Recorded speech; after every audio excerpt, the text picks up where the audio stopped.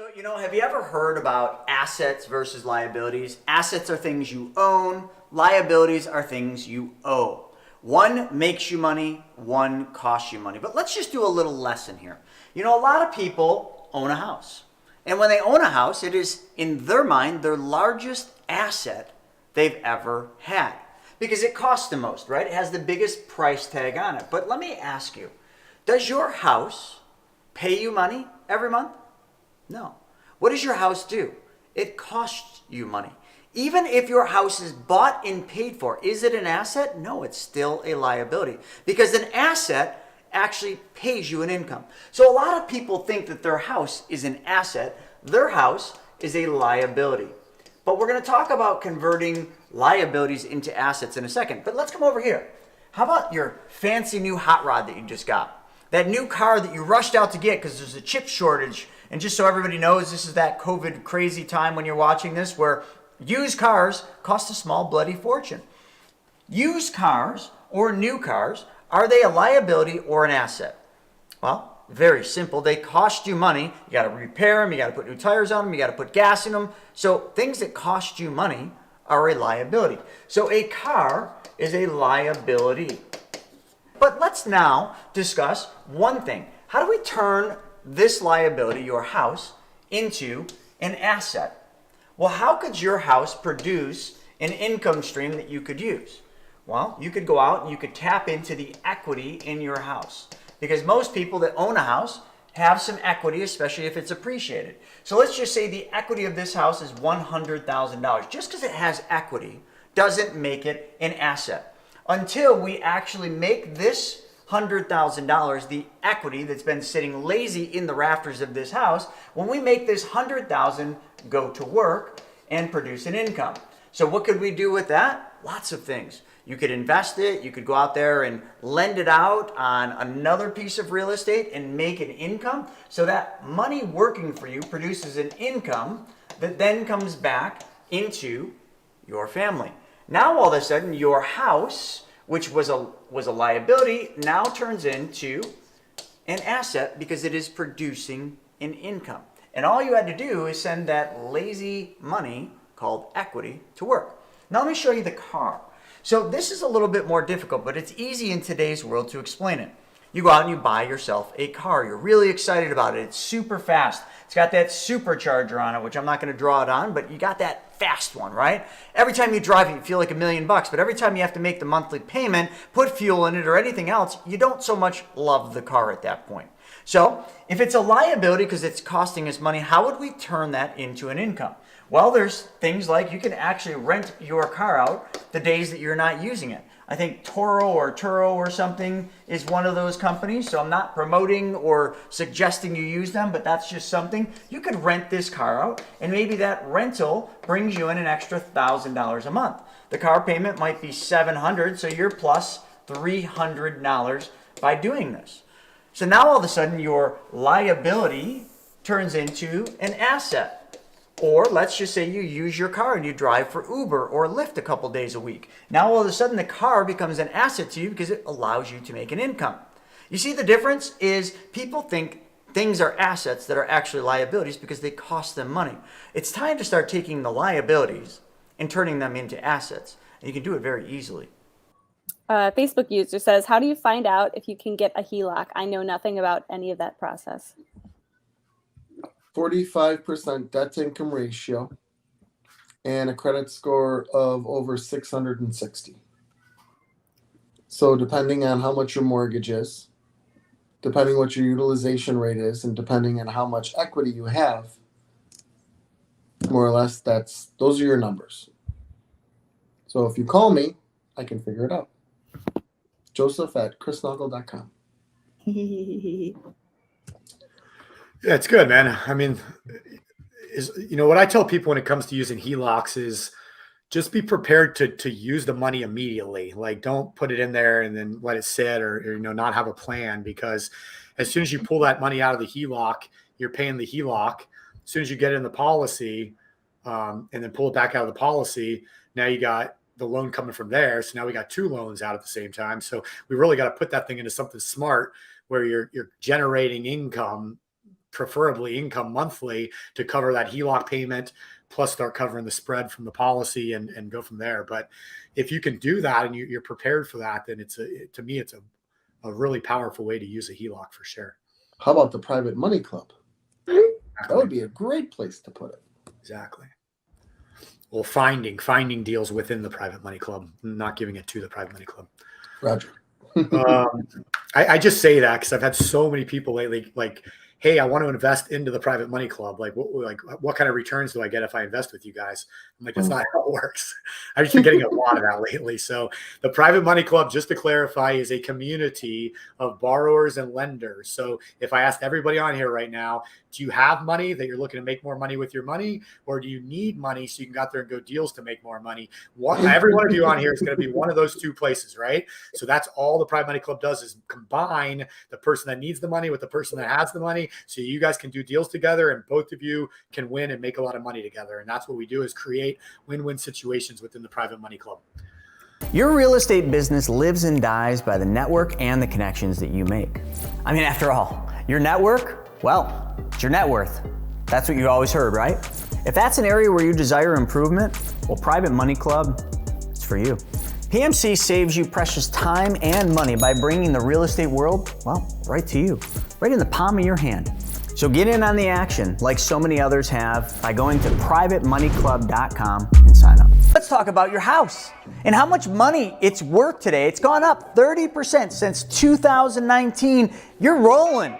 We're all rolling. We got all this money in equity in our house, and we brag about it. We go out there and we tell our friends, our family, our coworkers how much our house is worth. Some of us even go out and we take out home equity lines of credit. We put additions on, we put pools in, new kitchen, new bathroom. It's awesome. And we all wish it would just keep going up, right? But the Fed has a different plan for you. The equity in your house, whether it's actually in motion or sitting lazy on your couch, eating your potato chips, drinking your soda, watching your TV while you're out working for money, it really doesn't matter, because all of that is about to go away. The equity in your house that you hold so dear to you is about to be taken away. Because the Federal Reserve is doing a good job of slowing the economy down, putting the brakes on the economy by raising interest rates 7 times in 2022, by unwinding the balance sheet, and by saying relentlessly that they will not stop until they get this under control. They want you to believe that they're actually super concerned about inflation, how much your groceries have gone up, how much the goods and services you buy have gone up, but that's not their concern. The Fed has to raise interest rates. Why? Because they know the economy and the markets are going to tank. And when they do, they need ammunition to fight that war. And what is that war? It's called a recession. A recession can also turn into a depression if not checked. So how does the Fed fight that? Turn the printing press on, drop interest rates to near zero. But if interest rates are already near zero, they got to get them up super fast. And getting them up super fast is slowing the economy down. Right now, June of 2022, we are seeing the brakes being put on. That's what the Fed's going to do to the economy. It's already happening, but they're just pumping the brakes. You see, when they do this and they slow the economy down and they suck liquidity out through the unwinding of the balance sheet, which is selling bonds in the open market, all of our assets that have been going up, up, and up, all start going down, down, and down. That includes the equity in your house is about to go on vacation, and that vacation is called gone.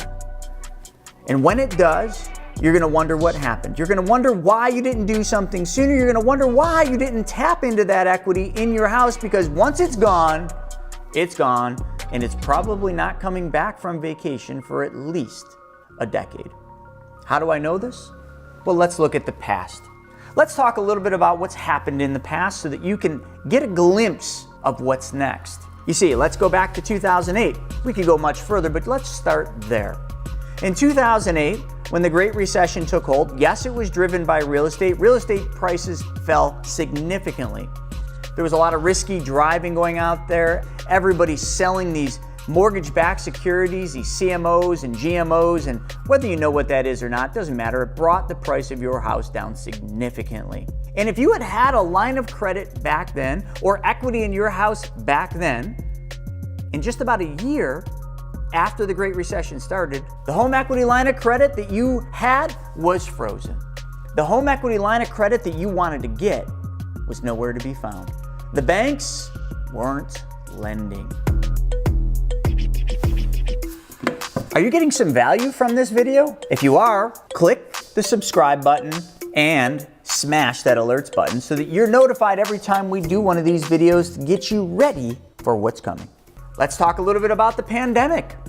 During the pandemic, this wasn't that long ago, banks started freezing lines of credit, home equity lines of credit. Banks stopped issuing home equity lines of credit in the fear that real estate prices might go down, in the fear that the markets might continue down, down, down. But then it didn't. It bounced. It went back up like a nice, pretty V. The Fed printed $5.1 trillion, traded it to the US government in exchange for government bonds, and everything went straight up. But now we're about to enter the next cycle, the downward cycle, the deflationary cycle, or maybe stagflation, and it's about to go straight down. It's already happening. I think we've had about 8 straight weeks of a declining market with only a couple up days. And those up days, we hold on to those so tightly. Oh my God, the market's up, it's going to be okay. Should I buy? Should I start buying now that everything's going back up? And then the next day, it goes down. And the next day, it comes up and then goes down. And the next day, it comes up and it goes down even more. It's an illusion, folks. It's going one place, and that's down. Because with what the Fed's doing, with raising interest rates and selling off bonds and sucking liquidity out, it can't go anywhere else. History proves it. So what about all that equity in your house? Let's talk specifically about that. During the pandemic, a bunch of wealthy people I know, incredibly wealthy people, got together and we all did meetings, much like this. And we talked about what do we do? Well, it was a huge buying opportunity. Everything was down. Stocks were down, asset prices were down, housing was going down, everybody was scared. There was blood in the streets during the pandemic, definitely blood in the streets during the Great Recession, and it was a massive buying opportunity. But the only people that could buy were the people that had access to capital. So here's what we did to make sure that all that money in our houses didn't evaporate if the thing should break loose. We went to all the banks where we had lines of credit and we pulled all that money back out. That's right, we took the max loans from our lines of credit. The money came from the line of credit and went into the bank account associated with that line of credit. Then what we did is we took the money out of that bank and we moved it into another bank. We took some out of that bank and we moved it into another bank. We took some out of that bank and we put it in our private banking policies, those specially designed and engineered whole life you always hear me talking about. Then we took some of that and we put it in another one of those private banks. You see, we played the cup game. We had all this money that was all money that was in lines of credit. We took that money out and we moved that money into different banks in different banking systems so that when that bank that issued that line of credit said, hey, we want our money back, I was like, I don't know where it is. Is it under this cup? Nope. Under this cup, you play the shell game. You start moving the money around. You just keep moving around. Is the rabbit under this one? Nope, not under that one. Under this one? Nope, not under that one. You guys have seen that with magicians before. Well, myself and a bunch of my wealthy friends played that same game with money during the pandemic. But then what happened? Well, everything started going back up. So we no longer needed to play the cup game. So we took the money back out of the investments, which had gone up in price, and we paid off all the lines of credit. Business as usual. No interest owed back to the banks. But now, here we are again. June 2022, you're already seeing the price of real estate come down off of its highs. You're already seeing builders slow down the amount that they're building. You're already seeing pricing start to adjust a little because of supply and demand. You know what's next for you? Your house is losing value right now. While you sleep at night dreaming of little sheep jumping over the fence, your house is losing value. And as your house loses value, you have access to less and less and less money. And that will start to go faster and faster. Think of dominoes. When you push the first domino over, it all goes quick. Well, that's how it's all going to go here. How long are you going to wait? You're going to wait till it's all gone? You're going to wait till all that equity in your house is gone? No, you're not. You're going to take some action. You're going to do what we did back in the pandemic. You're going to get your house in order. You're going to get your money in order. You're not going to let them just freeze your lines of credit, are you? No. So let's talk about some action steps for you. You don't want to lose the equity in your house. Nobody does. But that requires you to take some steps right now. Do you have a home equity line of credit already? Oh, you don't. Well, now is time to get one. And if you don't get one, you won't be able to get one. How about that? How about that? So it's kind of a use it or lose it kind of scenario. So rush over to your bank, credit union, community bank, and apply for a home equity line of credit. They will gladly give you up to 80% of the equity of your house. And as long as you've got that, let's get that money available. Because how much money does it cost to get a home equity line of credit? Zero in most cases. Usually the bank will even pay for the appraisal. It costs you zero money if you don't use that. So if you get the home equity line of credit and they issue you a home equity line for, let's just say, $50,000, that 50 grand costs you nothing until you take that money out. And we're not going to quite take it yet. We're going to wait for a little more blood in the streets. We're going to wait for this thing to go down because we've already got the home equity line issued and we've got that money sitting in that line of credit, but that doesn't mean your money's protected because at any time that bank can freeze that line of credit. And you want to be ready to take that money out of that home equity line of credit or that line of credit and use that money to make money. So as you start seeing things deteriorate, this is the hardest part. When you take the loan from the line of credit, when you take that money out, the interest starts to tick away. And now all of a sudden they're charging you interest on that money. So what we want to do is we need to very quickly get that money working for you. I do it by lending money out at a higher rate. You might be able to do it by taking that home equity line of credit and paying off the credit cards that you currently have, taking the money you're paying the credit cards and then put that money back into the line of credit. You see, if the money's not in the line of credit and the money's not sitting in the same bank that the line of credit is in, then they can't take the money back. Revert back to the story of the cup game. You take a little bit of money from your line of credit, you move it to a different bank, a line of credit goes to a community bank, a credit union, or maybe you set up one of those privatized banking policies. Companies like Quantum RE, which is one that comes top of mind, they'll give you the equity in your house and they won't charge you any interest on that money. They won't make you make monthly payments and they won't dive deep into your credit score like the banks do. So if you can't qualify through a bank, maybe you should look into a company like Quantum RE because they'll give you the equity and what they're going to do is share in the future appreciation of your house. But if you think your house is going to depreciate, they also will share in the future depreciation, but they give you your equity, your money today. Check them out.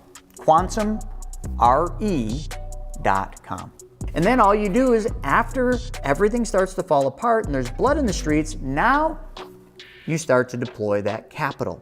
You start to go out there and buy assets when they're off of their highs, when they're 30, 40, 50% lower.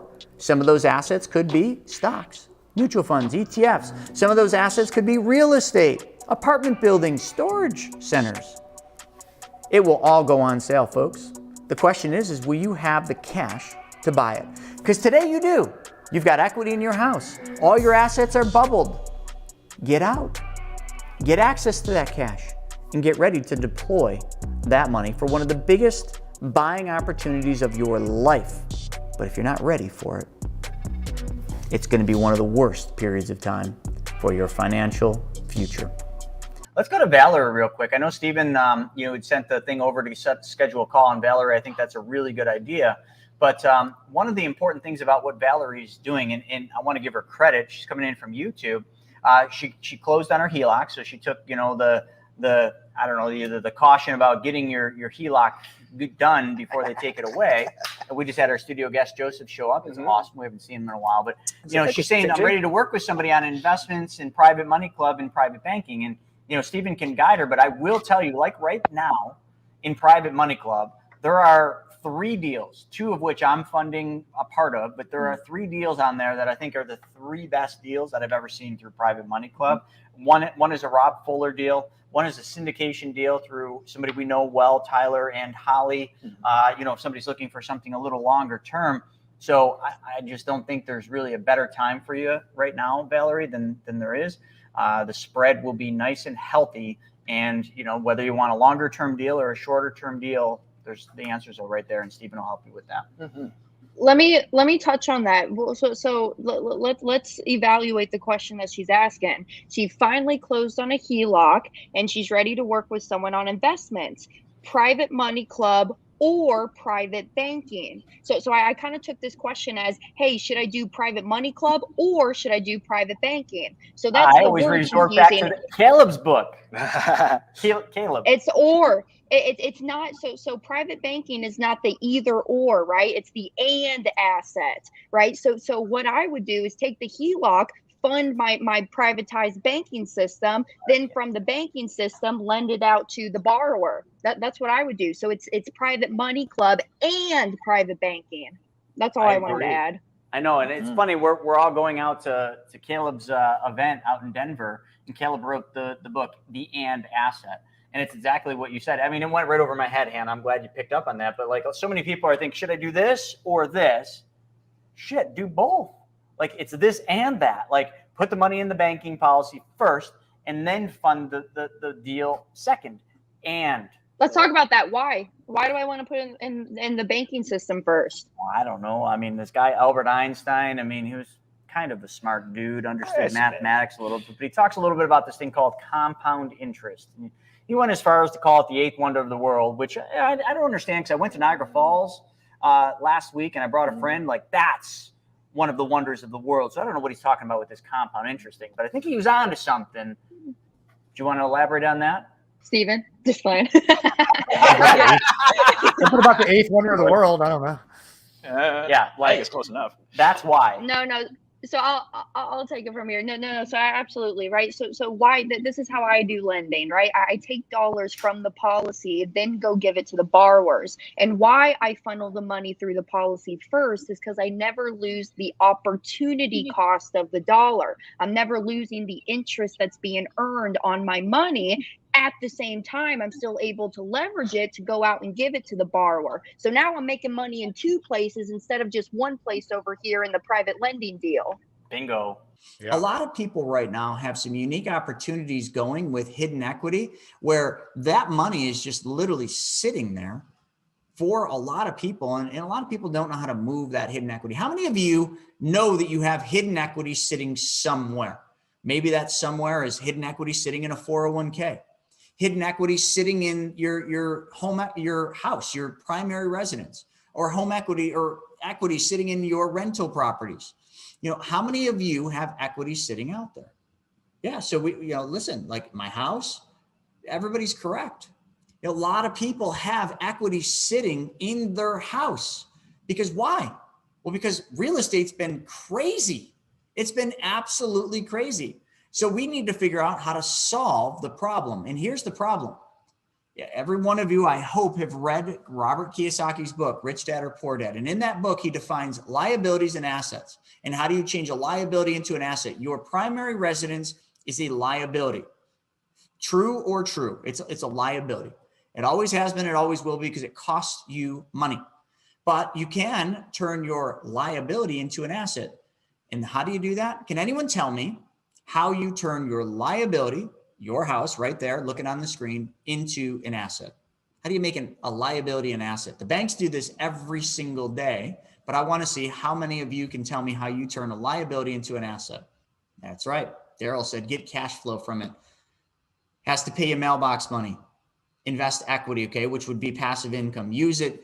What was that? Use the money to buy cash flowing assets. You all got it. So you see, every one of you have read the book. You all understand that your house is a liability until you change the dynamic of your house. So talk about a bank. How does a bank take a liability, which is your deposits in a traditional bank? How do they turn that liability into an asset? Very simple. They lend it out to somebody else. They move that money. We're not going to talk about that, but we are going to talk about this pretty little cape. That's kind of a cape. I mean, it's just a house, a little blue house with a red door right here. Now, this is not the house I grew up in, but let me just tell all of you a story because this will set the stage for where we're going. I grew up in a 700 square foot house. It had 2 bedrooms, 1 bathroom, and about 1.5 acres. That was the best part about it. That's my mom's house. And I grew up there my whole life. My mom struggled to keep that house there. She did. She struggled. Now, that's not much of a house. I can't remember what she paid for it, but it doesn't matter. Now, later on in my life, I had a dream, and that was to open a store. And at that point in time, my mother had been working really hard over 20 some years to pay that mortgage down, and she had equity in that house. Now, don't do this. I'm not telling you to do this, but what my mom did is my mom put her house, the equity in her house, up as collateral so that her son could chase his dream and open Fat Man board shops. I was 17 years old, turning 18 actually, and I opened that store, and my mom's house was on the line. Now, don't do that, but I want to kind of walk you through. That's something my mother did, so that I could live my dream and chase that dream. And I never lost the house, thank God. I could have very easily. I mean, snowboard shops back in 1994 weren't exactly a popular thing, and I easily could have failed. But after that, when I got into real estate, I started realizing something. I started working with some really good mentors. And those mentors started saying things to me like, do you have equity in your house? Why is that equity not out there working? And I started thinking about it, and I started thinking about my mom. I had paid that loan off for that store. So my mom had about $70,000 in equity. She has 70 grand in equity, and she's excited about that. How many of you know somebody that's excited because they have equity in their house right now? Say I. People all the time brag. Oh, I've got tons of equity. Oh my God, my house is, Zillow said my house went from $200,000 to $800,000. I got a ton of equity. How many times you hear that? Heck, I've even been in, Stephen, like you might have had this. I've even been invited to parties where people pay their house off, like a house payoff party. I show up for the beer and the food, but and I go up to the owner and I always say to them, I say, hey, listen, can I ask you a question? You paid your house off. Congratulations. Shake their hand, pat them on the shoulder and say, what has changed in your life? Oh, well, I don't have a mortgage payment. Yeah, no, I know. But what else has changed? Are you able to pay your car payments, with the equity in your house, that you got now? Are you taking more vacations? Are you and the wifey going on more vacations? No, I just got equity in my house. I don't have a mortgage payment. Here's your sign. You guys ever remember that comedian? Here's your sign. I felt like giving them, here's your sign. Here's the thing. When my mom had this equity, I started figuring it out. I said, that equity isn't changing my mom's life. That equity in your house, the money sitting in your rafters that we're so excited and proud about, is doing nothing to help you live a better life. It's not doing you anything better, and it's not doing your neighbor anything better, your friends, your family, your coworkers. It's not helping any of them.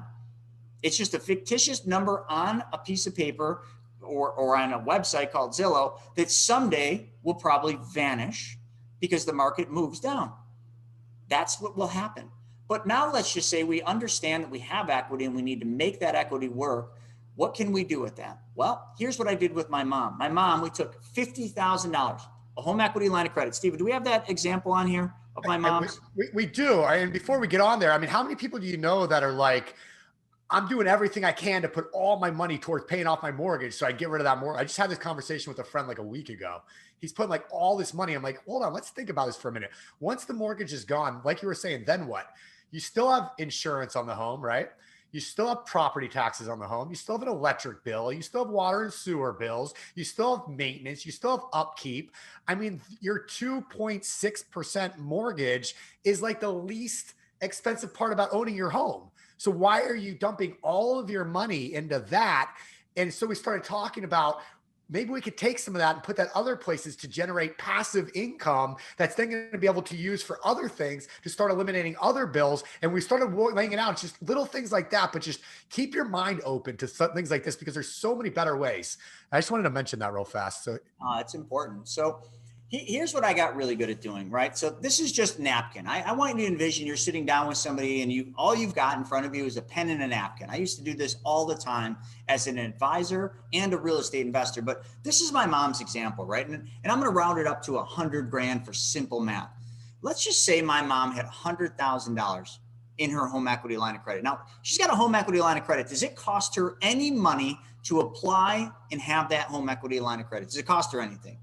In most cases, no. Most banks don't even charge you for the appraisal. They want these things so bad, they don't even charge you for an appraisal. That should tell you something right there. So most of you and anyone you know can get a home equity line of credit, and it's usually a zero-sum game for them. No money out of pocket. So you can get a home equity line of credit, but if you have that home equity line of credit, does it cost you anything if you don't use the money? No. The only time your home equity line of credit costs you money is when you take money out. So let's just pretend that I think people are silly if they don't have a home equity line of credit. Now, someone mentioned a company called Quantum RE. We teach this in the 3-day training. Okay, we have Matthew, who's the owner of Quantum RE, come in and talk about it. So what are the negatives of a home equity line of credit through your bank? Number one, you got to qualify for it. Okay, that's a negative. Number two, if you use the money, don't you have to pay interest? Yeah, look at the screen. $100,000 loan from your home equity line of credit. Let's just pretend it costs 5%. Now, I know right now you can get them lower than 5, but my mom's is actually 5. So it would cost her $5,000 to use that $100, and it'd be $416.67 a month. So a lot of people don't like that. Well, if I use the money, I got another monthly payment. Now I got another loan that I got to pay back. I'm trying to get out of debt, man. Why would I get a home equity line of credit? How many of you think that way? Do any of you think that way? Like if you take a home equity line and you use the money, how many of you all of a sudden go into panic mode because now you got a new debt and a new monthly payment? Quantum RE, which we're not going to get into it today, but Quantum RE is a company of private investors. Okay. And they're not the only ones that do this, but they're good. They're doing what's called home equity agreements. Now imagine a home equity line of credit that you never have to pay a monthly payment. Okay. A home equity agreement is not a home equity loan. It's an agreement between you and the investors. They give you the equity in your house. Okay. They give that to you up front. Okay. And then you have no monthly payments and you have no debt. So what gives? Like people aren't just giving free money away. No, they're definitely not giving free money out. But what they understand is what you understand. Housing, real estate goes up in value over long periods of time. Always has, probably always will. So they understand that that property will appreciate in the future. So what they do is they share in that appreciation, that future appreciation, not today's equity, not today's values, future appreciation doesn't even exist today. Heck, they bear the risk that someday the real estate values will go down. And sometimes me and Steven talk, we're like, man, I don't know. Like, I think they're betting on something that's going to go down instead of up. But you know what? Over the long period, they know it will go up. So they're willing to give you equity in your house. Here's a check that you can use. You can do anything you want with it, which we're going to talk about what you should do with it. Here's a check, and you don't have to make a monthly payment. Oh, and by the way, there's no debt. We didn't create debt for you. It's not on your credit report. Nothing. No, nothing at all. But what do you give up? Future appreciation. You give up a percentage of your future appreciation in your house that doesn't even exist today. So someone was asking about that, and how you can get access. So Will, that's sort of the answer. Hopefully that helps you, bud. But let's just go back to the home equity line of credit, the most traditional way people know. Now, if you want to learn about what I just said, if that even intrigued you, we're going to show you how you can learn about that. But I don't have time to get into that today. So today, home equity line of credit. If my mom took $100,000 from her home equity line of credit, at 5%, it would cost her $416.67 a month. But now, if she did that to just go out there and blow it, that'd be dumb. That'd be dumb because now she's got a loan for $100,000 and she's going to keep paying for that. But what if she took that $100,000 and she found an opportunity? Let's just talk about real estate. Let's say she loaned that to her son, me. And what I did is I took that $100,000, I went and bought a property, renovated it, rented it out, and got a monthly income. And then what I did is I paid my mom back, not 5%, but let's just say I pay my mom back at 10%. Now, I don't care if this is me and my mom, I'm just giving you an example, but what if it was my mom lending it to one of my friends, one of her coworkers, one of her, whatever, someone that she knows in her primary circle, and she charges 10%. You realize she makes $10,000 on that same 100, that's $833.33. So if we take the $833.33, this is napkin stuff. That's how much I'd be paying my mom. And she subtracts what she's got to pay the bank, which is 5%. She makes roughly $5,000 a year. That she roughly makes $416.67. Now, let me ask you this. Can $416.67 pay for your car payment? Now, all of you have different cars, but let's just ask here. How many of you want your house to pay for your car? How many of you want your primary residence to pay for your car payment? Just say yes. Any of you want your house to pay for your car payment? There we go. Yes, yes, yes. Oh, all right. I guess a lot of people don't want to make their car payments. There we go. Great. How do you do that? There's the magic formula. Put that lazy money, i.e. your equity in your house that all of you have, to work. And it can be as simple as paying for your car payment. It can be as simple as this. Let's go one step further. Let's just say you take out a home equity line of credit. I don't care. Let's call it $20,000. And you owe $20,000 in credit card debt at a rate of almost 20%. You take the $20,000 that you just borrowed from your house, okay, your equity, and you pay off your credit cards. Those credit cards were 20% interest. It cost you 5. And then you take the exact amount you were giving to the credit cards and you write that check back to your home equity line of credit every month, but you keep the difference. You only owe 5. You were paying Visa, Amex, American, all of them, Amazon, all those credit cards, 20. How much did you just make? Risk-free, a risk-free return. How much did you make? Can anyone tell me? That's right. Arbitrage. Will just said, if you're costing you 5 and you were paying 20 to the credit cards, what is your spread? How much do you get to keep risk-free? That's right. Daryl said 15%. How many of you are making 15% right now on your stocks, your mutual funds, your 401k, your investments? How many of you, sincerely, how many of you are making 15% right now? Can you say I am? Just put I. How many of you are making 15% right now on your money? Put in I. Wow, nobody. Not one person. I just showed you how to make 15% risk-free. AMC, we're not even going to go there, buddy. That is literally price manipulation like I've never seen, and I don't think that's going to continue. But I just want you to understand, like I just showed you how to make 15% risk-free by tapping the equity in your house. Now let's go one step further, and then we got to move on because I go way too long on this. Let's say you don't have a house. You're listening right now and you're like, you're just about to click off because you're like, damn, he's teaching me something. I don't even have a house. This doesn't apply to me. Stop. That's a limited mindset. The biggest problem in America is not what people don't know. It's what people think they know that just ain't so. Just because you don't have a house, just because you don't have equity in your house, does that mean your neighbor doesn't? Does that mean your coworker doesn't? Does that mean your friends, your family don't? They all probably do. What if you could show all of them what I just showed you on a napkin? How they could pay off their credit cards and make 15%, how they could get, take their house and pay for their car payment, or just pay their car off and then write the car payment that they're paying to BMW, Mercedes, Chevy, Jeep, whoever, that car payment. What if they made that payment back to themselves? How much would they be making? The answer is, it doesn't matter. It's more than they're making today, and it's risk-free because what they're doing is they're just leveraging lazy money that's sitting there, folks. Like all I'm trying to do is give you the path. What I just taught you is a very simple fundamental of banking. My hat says BYOB. Steven's hat says BYOB. That's all we're doing. We're being our own bank, and we're doing it with a resource that most of us have, and if you don't, somebody else does, called hidden equity in your house. And if your neighbor has hidden equity, teach your neighbor how to have his house pay for his car by funding your real estate deal. See, now it comes full circle. There's 2 people on this call tonight. There's 2 types of people. I like to call them the heads and the tails. There's people that are on the heads, which have money and they want to make more money. And there's tails, which need money to make more money. I don't care whether you're on the heads or the tails. Me and Steven just did a training about this. It doesn't matter because what you have to do, folks, is solve somebody's problem, and your problem will be solved. If you need money to make more money, great. Find somebody that has money that wants to make more money and be the edge of the coin and show them this. Go to your neighbor. Your neighbor's got equity in their house. You've got the real estate deal or whatever you were trying to do. Tell them how you will pay their car payment and then show them the path that I just showed you. Steven, what do you have to say on that? I mean, spot on 100%. And if you don't know somebody that owns a house, do you know anybody that owns a 401k? Oh yeah, that's a good one. We could do the same exact thing, right? Many of you may know the story. When I was 17, I wanted to open Fat Man board shops and I needed 70 grand to do it.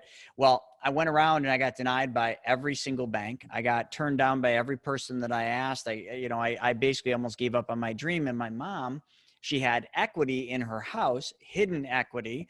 And, you know, she put her house on the line so that I could chase my dream. But moving past that, that's what she did. And it was probably a stupid thing of her to do back then, but she did it and I made it through. But I'm not condoning that. What I'm talking about is what we do with mom's house now. So when you think of equity in your house, you get excited, right? You're like, oh my God, I've got $100,000 or, you know, $50,000 in equity in my house. But why would you get excited about having equity in your house?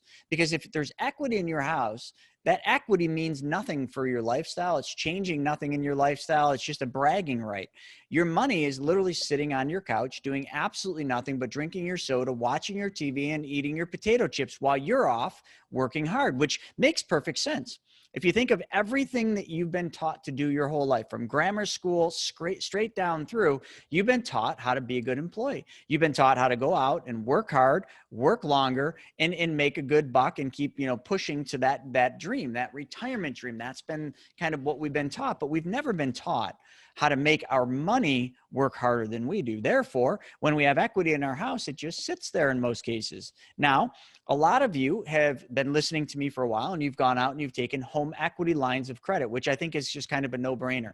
If you've got equity in your house, we got to tap into that equity, and that would be through a home equity line of credit or some form of equity line.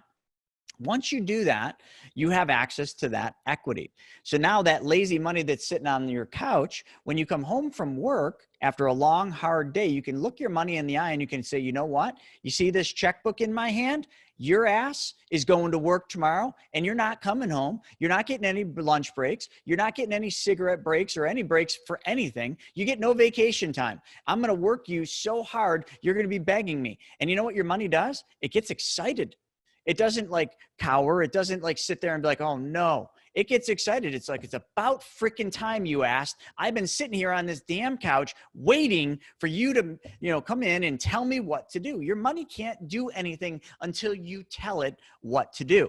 So this is just an example. So when you get a home equity line of credit and you use that money, when you send that lazy money on your couch off to work, it's going to cost you money, right? The bank that gave you the home equity line is going to charge you interest. So if we took that money out, $100,000, and we had to pay the bank 5% interest on that money, that would be roughly $5,000 a year in interest, or $416.67 every single month.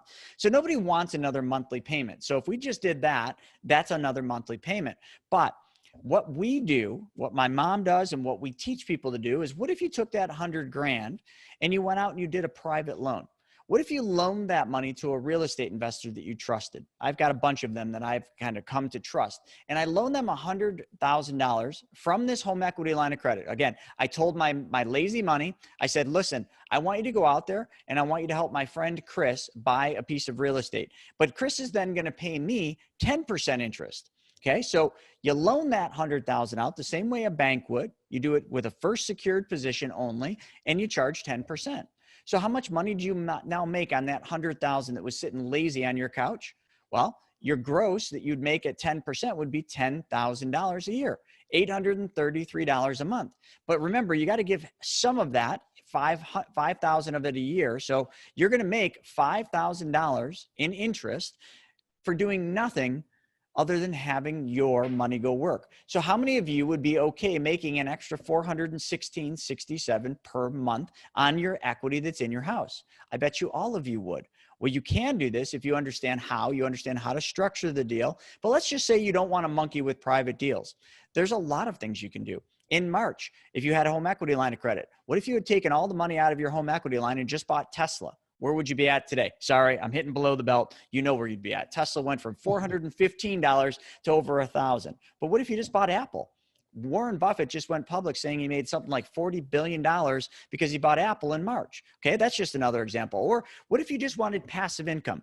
You just wanted to set it and you forget it. You take the $100,000, you do something like a private fund, something like West Coast Income that pays 10% for 31 months. You take the money from your home equity, you do the private fund in something like West Coast, and now all of a sudden you're making 10% interest, the exact same scenario. And you could do that for 31 months. Do you see, there isn't just one strategy, there's a whole bunch of them, but the most important thing to understand here, stop leaving your money sit on your couch and tell your money what to do, how to do it, and tell it never to come back until after it's basically worked harder than you ever could, so that you can retire, so you can live the life you want, not because you worked harder, but because you made your money work harder. Yeah, it's great. And, I love the term hidden equity, because it's money that is available. It's sitting there. It's just not doing anything for you, right? It's like you say, it's lazy money. And, I tell this to people all the time. There's two necessary things that are required to create and maintain wealth. One is uninterrupted compounding interest, guaranteed, right? We'll show you how to do that. Number two is always making sure your money is working just as hard for you as you work to get that money in the first place. Having your money moving and working for you at all times. And things like hidden equity is money that's sitting there that's not doing anything, that you can put to work immediately to start creating and building for the future. So it's just a beautiful thing. Thanks for joining us. I'm joined by Mr. HELOC, or HELOC Joe, as some like to call them. We can make a decision in life, and that decision is either you can go out and work for money. We've all done that for our whole lives. Joe did that on the railroad for how many years? Steven did that in Wall Street and lots of other jobs. I did that in pizza shops and restaurants and all sorts of stuff. But we traded hours for dollars, and that was all we knew. And you know what? That's what most people know. People throughout your life are going to tell you that that's the only way, to trade hours for dollars. I guarantee you, my daughter, as she gets older, people are going to tell her she's got to go to work. She's got to trade hours for dollars. Some of us have evolved to that point where we realize we've worked for dollars, and we've accumulated some of those by applying some of the laws of wealth. But now we have learned how to make our money go to work for us. So that's exactly what we got to identify today. Those of you that have equity, have tapped into your equity. We're going to talk about a couple different ways you can do that. But then we got to send that equity out to work. And there's lots of ways to do that. One way I would suggest not doing that right now is Wall Street. Because if you got equity in your house, the fastest way to have it disappear is do one of two things. Do nothing, and I can guarantee you over the next year, year and a half, that money will dissipate. I was just mentioning San Francisco. San Francisco is a beautiful part of the country. Some downsides about it, but I was reading an article and it showed the fastest declining real estate prices in the country. Number one was San Francisco, double digits. I think it was like 18% decline in real estate values. So I want you to parlay that over to what we're talking about here. You have equity in your house, that money sitting lazy on your couch. That money will deflate. It will disappear. It's already happening in tons of different states, but leading the pack is San Francisco. Utah was up there too. I noticed some people from Utah. Chicago was up there in the top 10. But anyway, you get the drift. Real estate prices are softening. Real estate prices are going down. Now, if you're talking to your realtor buddies or your realtor friends, they're going to tell you just the opposite. You know why? Because they make money selling real estate. Do you think they want you to think real estate prices are going down? Absolutely not. I was at a Christmas party this weekend with my wife, talking to our realtor, a good friend of ours. And I asked her, it was kind of a cheating kind of question. I said, so what do you think is going to happen with real estate? You think the pricing is going to go down? Oh, no. There's so much demand. People are way overpaying still. We just sold a house, $50,000 over ask. And I felt like saying to her, who was the dumbass that paid $50,000 over ask? Can you give me their name and number so I can send them like a letter just telling them how dumb that was? But anyway, you get the drift. Real estate's a lagging indicator, which means we don't see prices softening fast. We see the stock market fall, and then real estate 6 to 8 months later goes down. So number one, fastest way to watch the equity disappear is do nothing. Second fastest way to watch your equity in your house disappear is get the home equity line or the HELOC loan that Joe's going to teach you about. Take that money and put it all into the stock market. Very quickly, it will disappear. You want it to go faster? Well, maybe not now, but if you wanted it to go faster previously, you could have put it all into FTX or FT. What is it? FT? What it was their token? FTT or any of those tokens for that matter. It doesn't matter which one. If you wanted to like watch money dissipate and disappear over the course of a month, like just put it in one of those tokens. Poof, gone. It's like, wow, where did it go? That was a cool trick. You know a thing or two about that. But what I was thinking about doing is just diving in, because we don't want either one of those to happen. We don't want you to not do anything and watch the value of your equity decrease because you didn't take action. And also, when you do take that equity and get access to it through what Joe's going to teach, we want you to send that money to work in a very smart way, a very safe way, in a way where you could actually protect and secure that money, which clearly is not crypto. No pun intended. So many people don't understand the difference between an asset and a liability with their house. They think that because they have a house, it's an asset. That's not necessarily true. An asset is something that will give you money, or you can make an investment on it. A house is a liability if you have a mortgage on it and you just keep on paying on it. So what is a HELOC? A HELOC is a home equity line of credit. That means that the bank will actually give you money in an account, which is a line, and using your house as collateral, they'll use the equity in that and put it in a nice little account for you to use at your discretion. And you only pay interest on the money that you're actually using. So that's always a good thing too. So if you don't use it, you're not paying on it. The bank is the one that's using the house as collateral. So that money that is actually in the account is not your money. It's actually bank money. They're just putting it in an account for you to use. And now that you're using other people's money, which is the bank's money, any interest that you would invest it in on top of what you're paying would just be extra money, which would be the spread, and that'd be arbitrage. But we'll get into that a little bit more. There's two things that Chris was talking about, and that's the HELOC versus the home equity loan. So the HELOC we discussed, and that's the line of credit. That means that you only pay interest on the money that you're using, and the bank would put it into the account. Home equity loan is more or less the same thing like your mortgage. They use the equity that you have left over, and you will have a loan that would be the entire loan amount. So if you had $50,000 in equity, they would actually give you the $50,000 all at once. It's not a line. It's just like your mortgage. And then you would pay a monthly payment on it back to the bank. So that is also on a monthly basis. So you don't have a line of that. It's just all at once.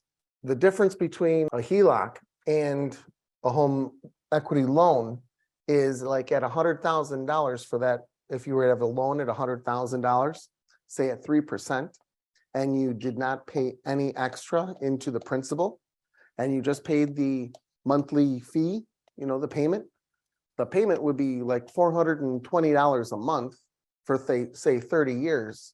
But because you think of the number of 3%, do you know really how much you're going to pay back in total interest over that 30 years if you merely just pay what they want? Over $51,000 on a $100,000 line. 3% on $100,000 at 30 years seems to be more like 50% to me if I'm paying $51,000 back in interest. But that's how the banks make money, because with a mortgage or with a loan, the bank is still in control. And what does Chris and Stephen always teach? Become your own bank and be in control of your own money. So with a line of credit, you have a little bit more to say and have more control over that. Simple interest is with the HELOC, and the loan and your mortgage is all amortization. So that's scheduled payments instead of just being simple interest of using what you're using as you use it.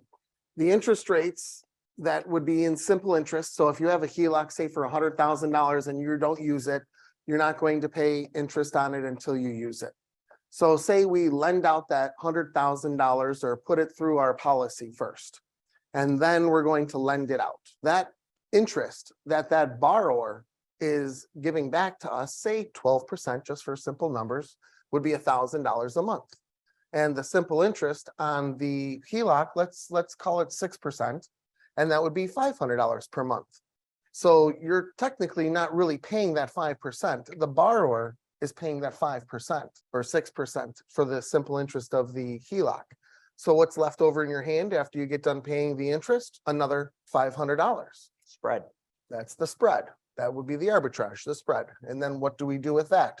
Well, we could take that 500, we could put it back into the HELOC and acquire more money so that we can lend it out. If we're on a monthly basis with the insurance company, we can put it back into the policy and fill that up for when we get more money to lend back out. We can just take it and we can go to dinner with it.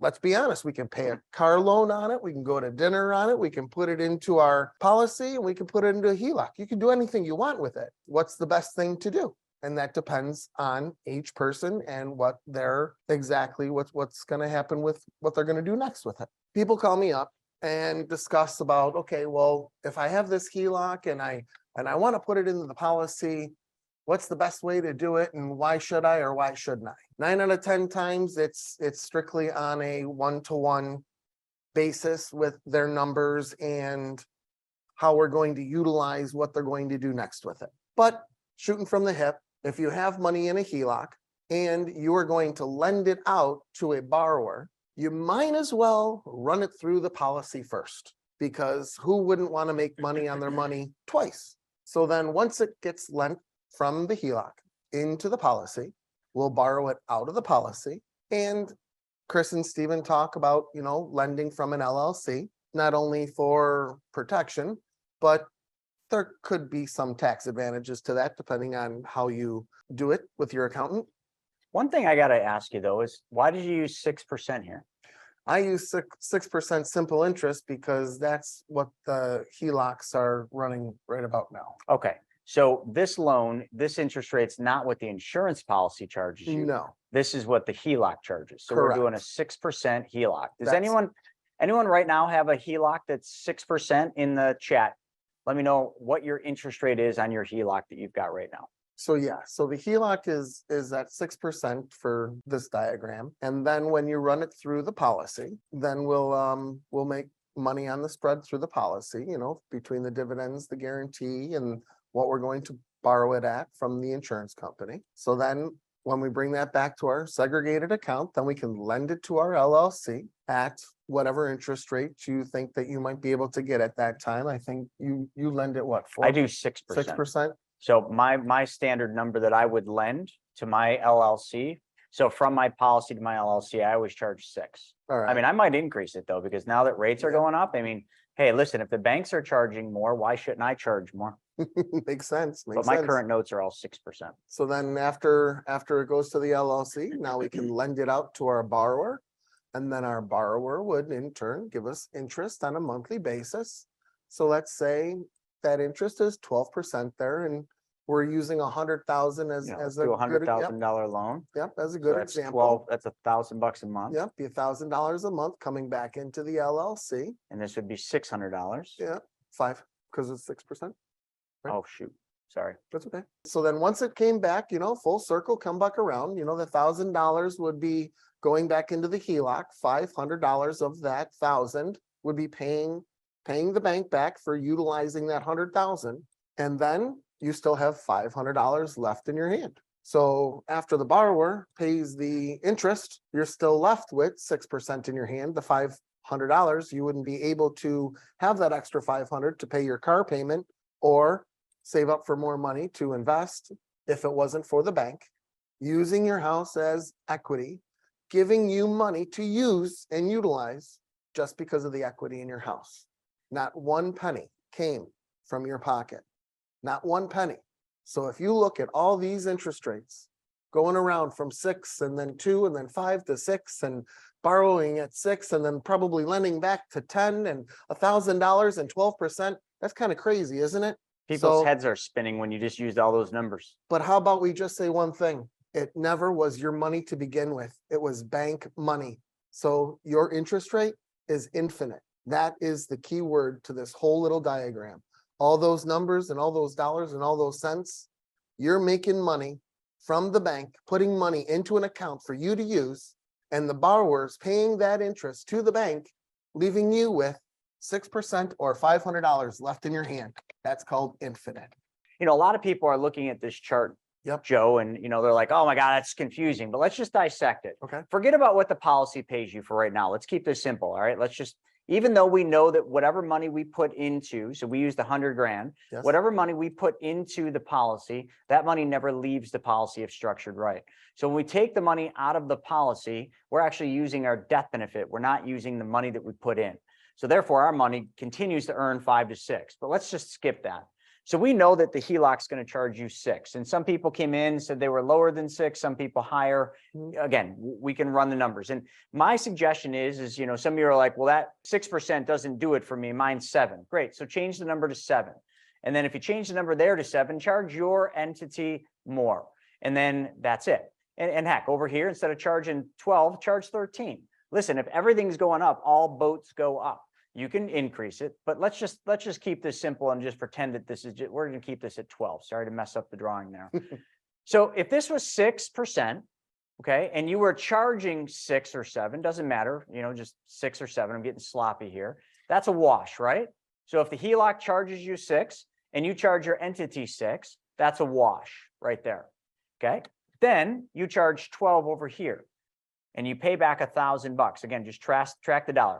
We got 500 here as the cost, but this 500, one of two ways you could say, all right, your company, your entity is going to pay this 500 and that 500 are the same dollars. So your 6% that you're charging your entity is paid out of the money that your entity's earning from the loan at 12 or 13 or 15 or whatever the heck you charge in private money club. It's up to you. So again, that's found money. That is literally infinite return because that money wasn't yours to begin. That money was the equity sitting lazy in your house right here. You just decided to change where that money went first. And then from there, you took the loan from that policy. And the loan that you're going to be able to take, it might not be the full 100 in the first year if you just started the policy. We're just keeping this really simple. So for full disclosure and transparency, I just want everybody to know if you took 100 from your HELOC and you put it into your policy, and then you wanted to take 100 out, you would not be able to immediately in your policy. It'd probably be like between 80 and 90,000, depending on the plan design. So we're just keeping it simple. I just want you to all understand that. But when you take the loan from the policy is going to charge you interest. But what Joe did is he just assumed that if you're making 5 to 6 and the insurance company is charging you 5, like you're making a spread or a wash. And there's very few interest. The insurance companies that were earning like 5 to 5.2, and they all maintain dividends. That's the good news. Most of them are charging 4 to 5% on the loan interest. Okay, so you've got yourself a positive spread here. Okay, but all he did is he just said, forget about this. We're not even going to factor that. We just know that the HELOC is going to charge 6%. So if the HELOC charges 6, then you know it would make sense just to keep math simple for you to charge your entity 6. Because if you went direct from the HELOC and you lent that money to your entity, what would be your cost? 6. Everybody's following that, right? So whether you borrowed the money from your HELOC and lent it to your LLC, or you put the money in your policy and lent it to your LLC, it's kind of one and the same, correct? But what we've done now is we've now created ourselves a note which allows your entity to then write off this interest. Depending on your CPA, and I'm not a tax advisor, so check with your CPA or tax professional, but usually if done properly, the HELOC interest could potentially be a write-off as well to you personally. But again, I don't want to get into the tax space. The two constants in this would be the 6% in the HELOC and the 12% that the borrower is giving you. The variables is just running it through the policy. We know we're going to make money. So that number really isn't really even a factor. And lending it to the LLC just for a write-off, that number really isn't even a factor. The key is, and like you said, if somebody has a 7% or an 8% interest rate, they are still making 12% from the borrower with money that didn't come out of their pocket, that the bank gave them in an account using their house, and they're still making 4 or 3%. On lazy cash. Folks, are any of you making 3 or 4% on your bank account? Anyone making 3 or 4%? And do you think you can get the bank to promise you to continue paying that for at least 12 months? Do you think they'll give you a contract saying they're going to continue to pay you 3 or 4% for the next 12 months? Chances are no one on here is getting that. Maybe 1 or 2 are getting 3%. Here we go. Philip. I remember Philip from last week. 3.85 high yield savings at UFB. Okay, so, but Philip, can you call UFB and ask them to guarantee that for 12 months? Probably not. So, you know, that's the highest you're going to get. So no matter what, making this spread. So if this was Philip would have to look at this and say, okay, if I'm making 3.85% on my savings, we got another element that we could play with that one, because we could use that 3.85 right here So now Philip would have the ability to pick up an additional 3.85 as long as that company continued to pay him that, because now the money that goes in here, he could basically leave it in there for a little bit, let it earn 3.5, and then get it over here to the HELOC. But how I would do that if I was him is I would just charge my company more, have my company pay the majority of the money back over here. So there's different ways to stuff Yep. this thing. And the write-off But would be on the other side. I think what you said, Joe, to not make this complicated, folks, this money that you're earning here, this 12% is being earned on money you weren't making a penny on before. It was sitting lazy in your rafters of your house. Exactly. All this is doing is showing you how to get that lazy money out to work. And also, this, we're just looking at it from the surface, right? You've all seen that diagram of the iceberg. You know, what you see on the top is not what the whole iceberg is. Watch the Titanic. Underneath the water, that thing's huge. So we're just looking at the top part of the iceberg, because underneath the water is this, which we haven't even addressed here. The fact that you've got 100 grand that went into the policy that will continue to earn uninterrupted compound interest for the rest of your life, no matter what happens. You're going to make that on that money for the rest of your life. And then this, you know, I guess here in this example, $1,000 is what's being made on the loan. It's going into the entity, but you know, at 6%, 500 of it is going back to the segregated account. If you're like Philip, you're making a little bit of a spread there. And then that money's going, well, got out of control there. That money's going back into the HELOC, paying and refilling that HELOC, or at least paying the interest on the HELOC. How many of you could make your car payment with $500 a month? Is anyone on here got a car payment that's $500 a month or less? And one thing too is because this is a line of credit, and let's say that person got done flipping the house, or it's been a year and you received your $100,000 back. What do you do with that money? You put it back into your HELOC, because why would you pay interest on something that you're not making money on until you find another deal? And therefore, then you lend it back out again, or that year comes back around and we will pay our annual premium deposit to the policy. Yeah. So Morgan, like if you had the ability to do this, Morgan, like this $500 here would pay for your car payment. You know, Tass, you know, and Seth, same thing too. This $500 would pay your car payment, because there's $500 right here that hasn't gone anywhere. Remember, the 500 that's going back to the HELOC is just what the HELOC's charging you. You made 1,000. So you could go buy a car with your LLC for your business, and then you could pay for it with your LLC here. So there's all sorts of different things you could do here. I mean, it's basically just showing you a way to use the equity in your house a completely different way than you are now. And there's the model. So take a picture of that screen, and you can remember, this is the equity in your house. It goes into the policy. From the policy, we move that money out. Don't get confused. The segregated account is just a bank account. Like, find out where Philip's bank account is, because that's 3.85%. And then from there, it's just a pass through. You're taking the money. So if it was 100 starts in your HELOC, goes in here. Let's just pretend only 80,000 comes over here. The math will still work. So you put 100 in, but you can't take the full 100 in the first year. So you're crying. You're like, Chris, that's not how it works. You can't take it all. Great. So let's show you how you can. So 80 grand goes to your entity. So now what you did, when 80 grand went into your business bank account, you did a note. Now, if it's 6%, you can charge yourself anything you want. You're the bank. Charge yourself 6%. I'm just keeping it simple. Great. So that's a wash. Then you lend that 80 grand out through Private Money Club. Joe, can you give me here? We'll get the math on this, unless somebody wants to be a chap and tell me what 12% of 80,000 is. So we find a really good deal on there, or we go in with somebody else on a really good deal there. We find a 12% deal. What is that? $800. Wow. Okay. So $800 a month is what it's going to be. So that $800 a month goes from the private money, or the borrower on Private Money Club, back into your entity. So check every month. Now you don't need $800 to go back to your HELOC. Your HELOC's 500. Yep. Okay. So then you're just going to send 500 here. But seeing as though you saw Philip tell you what bank he's at, you're making 3.85. You know, the money's not going to stay in there long, so you're not going to make much, but it's better than nothing. You take the 500, you put it back into the HELOC. 300 stays here. Yeah, and $300 stays here. So now maybe some of you can't make your car payment on 300, but that'll pay for dinners, that'll pay for vacations, that'll pay for your kids' college, or, well, maybe not your kids' college, but probably your kids' private school. That'll pay for diapers. That'll pay for your Starbucks habit. You see what I'm saying? And it doesn't matter what this is. If this was $100, it's $100 more than what you have today. That's the whole idea here. All right, so I hope you guys enjoyed that episode. We're putting up tons of them, but I think if you like this one, you'll probably like that video as well. Not only that, I've got a book that I created, Mapping Out the Millionaire Mystery, where we actually show you what the wealthy do in the game they play with money. I want you to have that for free. And if you want to know about all my new videos coming up, click that alert button. Actually, smash that alert button, and you'll be notified every time we put a new video. So we'll see you on the next episode.